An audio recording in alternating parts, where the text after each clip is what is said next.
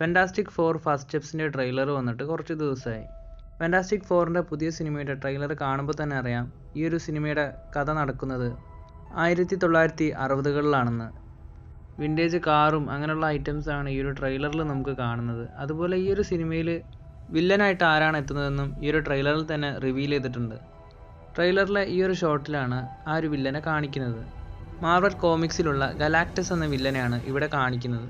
ഇനി ഗലാക്ടസ് എന്ന വില്ലൻ ആരാണെന്ന് നമുക്ക് നോക്കാം. ഗെയ്ലൻ എന്നാണ് ഒറിജിനലി ഈ ഒരു വില്ലൻ്റെ പേര്. ടാ എന്ന പ്ലാനറ്റിൽ നിന്നാണ് ഇദ്ദേഹം വന്നത്. മനുഷ്യവർഗത്തിൽപ്പെട്ട ഒരാൾ തന്നെയായിരുന്നു ഈ ഒരു ഗലാക്ടസ്. ഒരു വലിയ വിസ്ഫോടനം മാർവൽ യൂണിവേഴ്സ് ഉണ്ടാവാൻ കാരണമായി. പിന്നീട് അവൻ്റെ മൈൻഡിനെ യൂണിവേഴ്സിൻ്റെ ഇമോഷനുമായി ലയിപ്പിച്ച് അവൻ ഗലാക്ടസ് ആയി മാറി. കോസ്മിക് പവർ ഉപയോഗിച്ചിട്ടാണ് ഗലാക്ടസ് യൂണിവേഴ്സിനെ തന്നെ കൺട്രോൾ എടുക്കുന്നത്.